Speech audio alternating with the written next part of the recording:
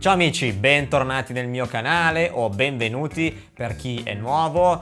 Oggi voglio parlare di un argomento a me molto caro. Io ormai qualche mese fa ho deciso di acquistare un iPad Pro e utilizzarlo come dispositivo principale per la mia attività da musicista e insegnante. Quale sono? L'iPad in questione è un iPad Pro del 2018. Adesso ci sono un po' di ditate, ma tanto poi registrerò lo schermo per farvi vedere tutto ciò che serve. E appunto ho deciso di acquistarlo perché il mio MacBook Pro purtroppo ha deciso di morire e quindi mi sono visto costretto a acquistare un nuovo dispositivo. Prima di acquistare l'iPad ho comunque fatto un po' di ricerche per vedere se poteva fare quello che serviva a me, quindi registrare, scrivere partiture, montare video, un po' di editing di foto, eccetera eccetera. Anche lavori d'ufficio, per carità, perché nel mondo della musica purtroppo per fortuna bisogna fare anche i lavori d'ufficio, quindi avevo bisogno di software come Excel e Word, anche se io ho sempre usato da qualche anno a questa parte Pages e Numbers di Apple, ma il concetto è sempre quello. E dopo un po' di ricerche ho visto che per quello che serviva a me poteva essere un dispositivo validissimo. Poi in realtà dopo qualche mese ho acquistato un computer fisso, il Mac Mini, perché avevo bisogno anche di qualche programma un po', come dire, più professionale e che fosse più presente anche nel mondo dei musicisti professionisti, come Final Cut per il montaggio video e Logic Pro. Tutto ciò appunto per quando ad esempio devo condividere file con altri musicisti, fare progetti a distanza eccetera eccetera. Perché ve lo dico subito, se avete intenzione di acquistare un iPad non c'è Logic, non c'è Final Cut al momento della registrazione del video per iPad. Questa cosa qui l'avete solo su Mac, probabilmente Apple lo fa proprio per farvi acquistare sia un Mac che un iPad per la mobilità.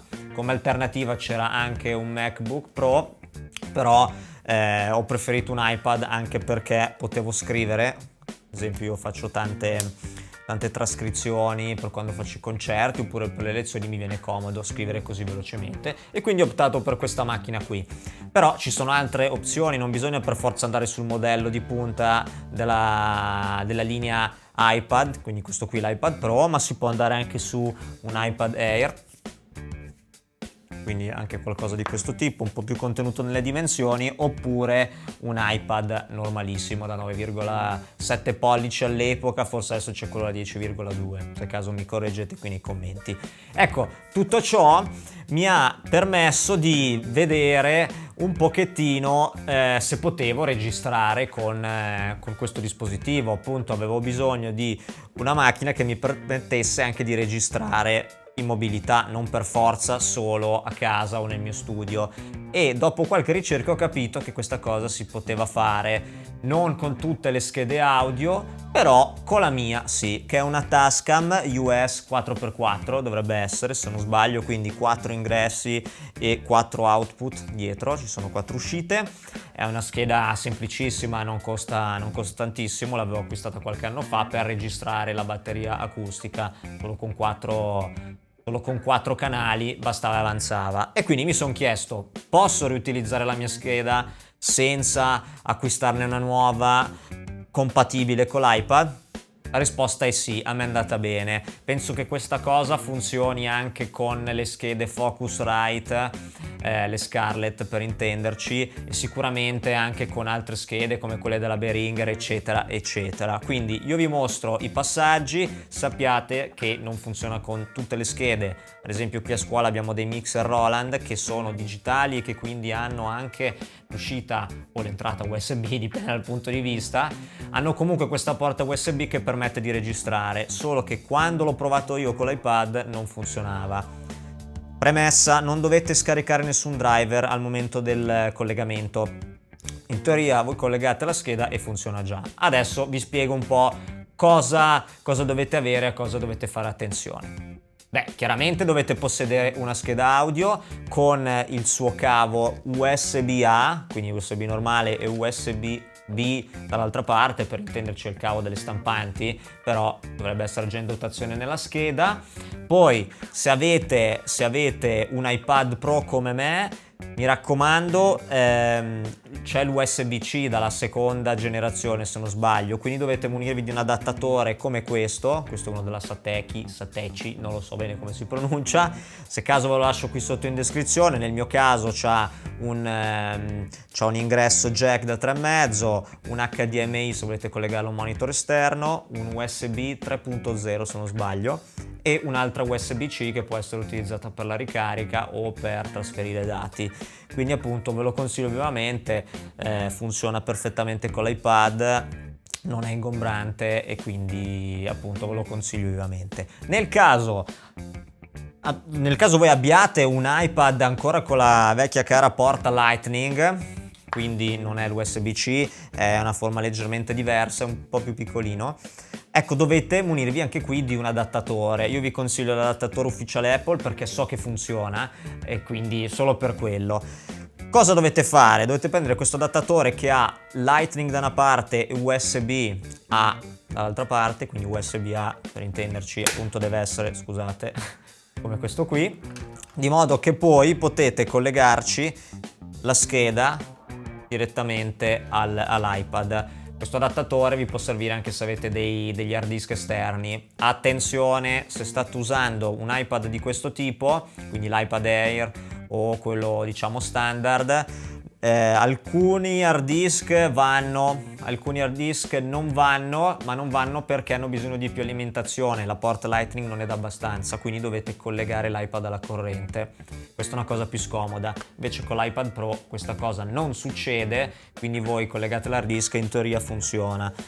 Dovete solo fare attenzione al tipo di formattazione che ha l'hard disk, però se caso quello si può vedere online, è diciamo un altro argomento. Rimaniamo sulle schede audio che è quello che interessa a noi musicisti. E niente, appunto, quindi una volta che avete tutto ciò, alla fine avete quello che vi serve per collegare la scheda all'iPad. Poi chiaramente dovete avere i cavi, lo strumento, il microfono per registrare, le cuffie, ma quello lo sapete meglio voi di me di quello che avete bisogno. Ecco, quindi è veramente semplice, collegate il vostro adattatore all'iPad, quindi io ho la porta da questa parte, attaccate la scheda all'iPad, chiaramente la scheda collegatela alla corrente, e una volta che avete collegato in teoria già funziona tutto. Chiaramente adesso andiamo a utilizzare i due software, vi faccio vedere due alternative per registrare, che così vediamo come configurarle e niente, per il resto poi dovremo esserci, vedrete non è nulla di così difficile, però secondo me è molto comodo. Allora, per prima cosa andiamo nel nostro iPad. Il nostro iPad al momento ha installato iOS 13. qualcosa, adesso ve lo dico, che così almeno abbiamo anche 13.4.1, quindi dobbiamo essere aggiornati all'ultimo sistema operativo del momento in cui, nel momento in cui abbiamo registrato il video. Allora, vi faccio vedere il primo esempio con GarageBand, che è il software già preinstallato. Come voi comprate l'iPad già lo trovate installato. Come prima cosa andiamo a creare una traccia, in questo caso utilizzeremo un microfono, quindi andiamo su Voice. Vedete già ci dice che il nostro device audio è collegato e dice di accendere il monitoring. Che cos'è il monitoring? Noi intanto lo accendiamo. È quella cosa lì che ci permette di ascoltare nelle nostre cuffie quello che stiamo registrando o semplicemente riproducendo, perché si sente anche quando non si registra. Allora, per l'occasione io utilizzerò un microfono, semplicissimo, le cuffie, perché vi consiglio di utilizzare le cuffie nel momento in cui registrate, la vostra scheda avrà sicuramente l'uscita cuffie, e prendiamo il nostro microfonino. Allora, per prima cosa andiamo a vedere che sia collegato il microfono nella uscita che vogliamo, nell'ingresso che vogliamo, quindi per me è la 2 in questo caso. Quindi andando tutto a sinistra dove c'è scritto channel andiamo a mettere input 2 chiaramente, perché vedete abbiamo l'input 1, 2, 3, 4 che sono i 4 canali che io ho a disposizione, e poi possiamo farli anche stereo, quindi il primo lo teniamo per la sinistra e il secondo per la destra. Quello è la nostra scelta, noi usiamo il microfono, quindi facciamo così. Poi cosa dobbiamo fare? Regoliamo, innanzitutto vediamo se arriva il segnale, faccio quello che non si dovrebbe fare, do le legnate al microfono, però sento che arriva qualcosa. Arriva un po' basso, alziamo il gain, ok, e dovrebbe arrivare qualcosa. Adesso, così di default c'ha la hall, questa stanza gigantesca che adesso noi ci dà un po' fastidio e la andiamo a tagliare, che così almeno non sentiamo il riverbero. Vedete che adesso il microfono prende il nostro segnale. Se non vogliamo sentire il nostro suono, diciamo, possiamo disattivarlo con questo, come si chiama? Questa icona accanto al tastino, al pallino rosso, che così non sentiamo più la nostra voce. Però noi teniamola attiva perché vogliamo sentirla. Dopodiché abbiamo già configurato tutto. Il monitoring si può spegnere anche in basso a destra, qui sotto, e niente, alla fine abbiamo configurato tutto. Ci sono un po' come dire, di preset che si possono selezionare, vedete, quindi dove c'è scritto lead vocals, vedete abbiamo le diverse categorie, abbiamo diversi suoni, ad esempio cambia un po' l'equalizzazione, magari la compressione, eccetera eccetera, i delay, eccetera eccetera.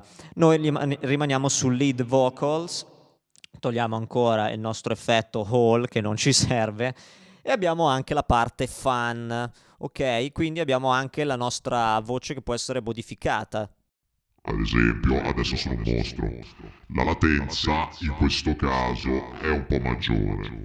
Ripeto, in questo caso la latenza è un po' più maggiore perché si vede che l'iPad viene messo un po' più sotto stress per processare il suono, quindi non c'è niente di sbagliato in tutto ciò. Quello che potete fare magari è prima registrare il suono del microfono pulito, e una volta che abbiamo registrato modifichiamo la nostra voce. Funziona lo stesso. Adesso vi faccio vedere come registrare, nulla di più semplice.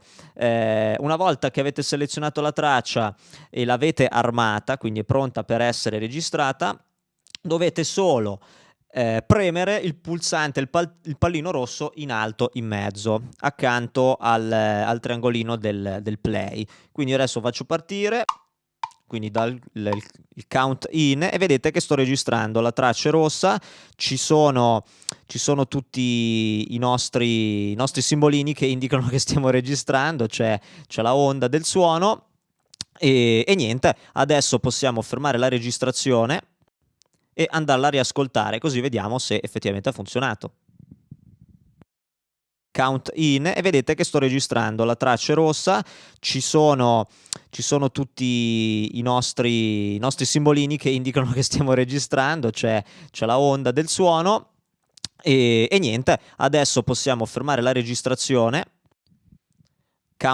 Ecco, vedete? Ha funzionato tranquillamente. Quindi non è un processo assolutamente difficile. Questa cosa dovrebbe funzionare anche se registrate una batteria elettronica, una chitarra, un basso, una tastiera. Stiamo parlando di audio, quindi non segnale MIDI, quella è un'altra cosa. Ok, quindi questo è per quanto riguarda GarageBand. Dopo ci sono varie impostazioni che vi lascio guardare a voi con calma. A me interessava spiegarvi come connettere la scheda a questo dispositivo. Se poi andiamo a cercare l'altro software che io utilizzo, si chiama, se non sbaglio, N-Track Studio 9, c'è anche per Mac e Windows, se non sbaglio. Io adesso ho preso la versione Pro a pagamento perché mi serviva appunto per fare dei lavori, e devo dire che funziona abbastanza bene. Ecco, attenzione, GarageBand ha un limite di battute che si possono registrare, e per me era molto scomodo, dovevo registrare dei podcast, non bastava mai, e per quello poi ho scaricato questa applicazione che tra l'altro è un po' più professionale per certi versi. Allora, si presenta così: abbiamo in basso la barra con tutte le cose che ci servono e in alto abbiamo le tracce.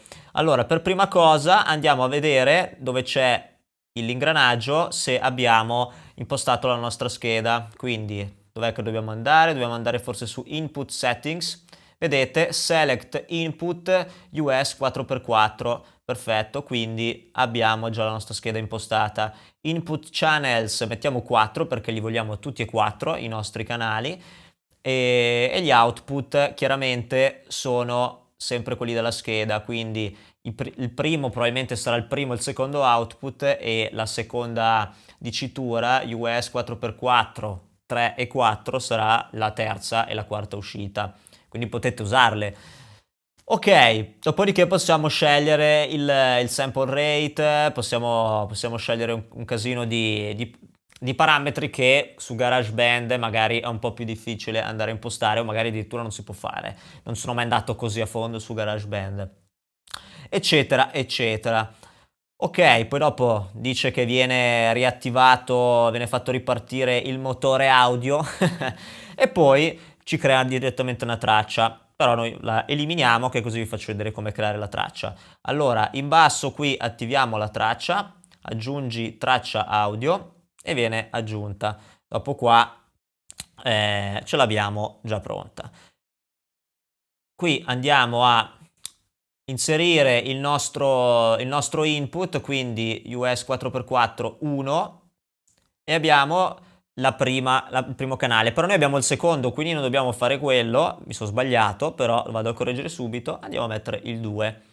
Basta, così attiviamo il monitoring con l'altoparlante che diventa giallo e basta. Alla fine abbiamo già fatto. Noi lo teniamo attivo, facciamo partire la registrazione.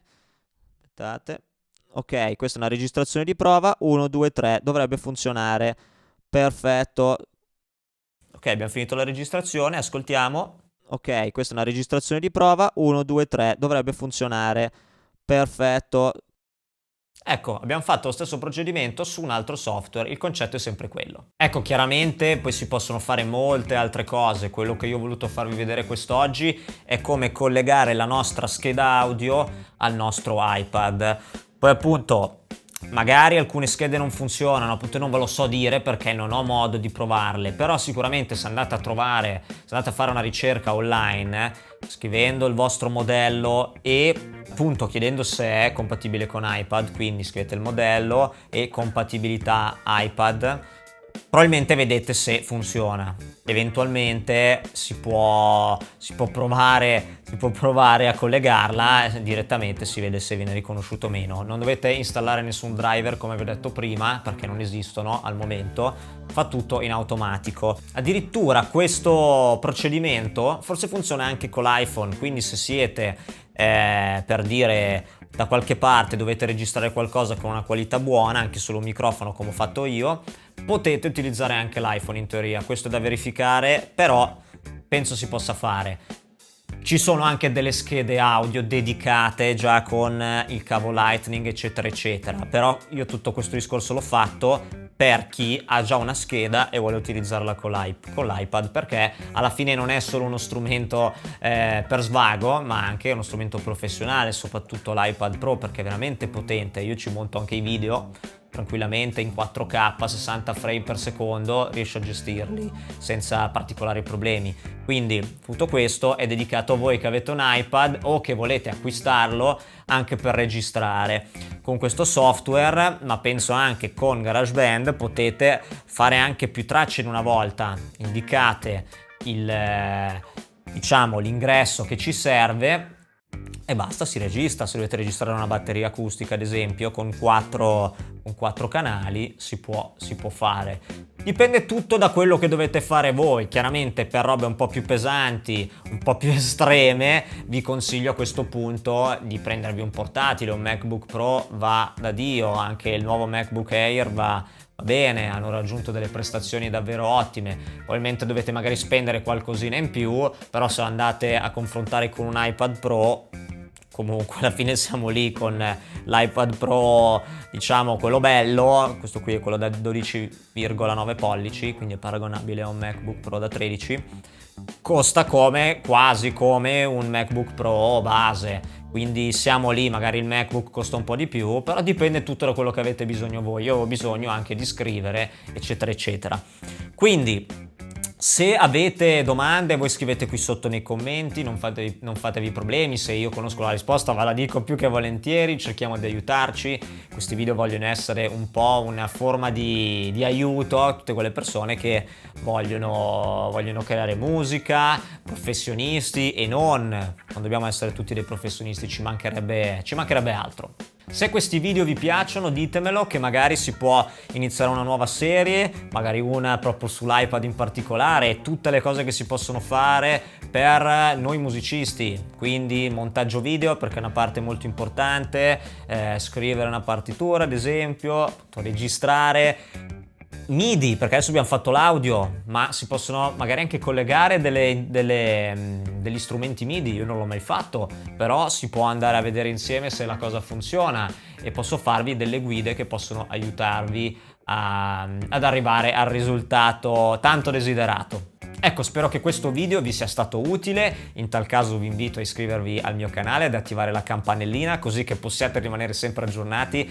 sull'uscita di nuovi video o quando vado in diretta con la mia serie Storie di musica, nella quale intervisto personaggi che lavorano nel mondo della musica come musicisti, tecnici del suono, rodi, gente che organizza eventi eccetera eccetera. E appunto se voi vi iscrivete mi supportate, mi fate venire più voglia di produrre materiale e sono contento e spero siate contenti anche voi, soprattutto se sono video che per voi possono essere utili come spero lo sia questo qua. Niente, a questo punto vi saluto e ci vediamo in un prossimo video. Ciao ciao!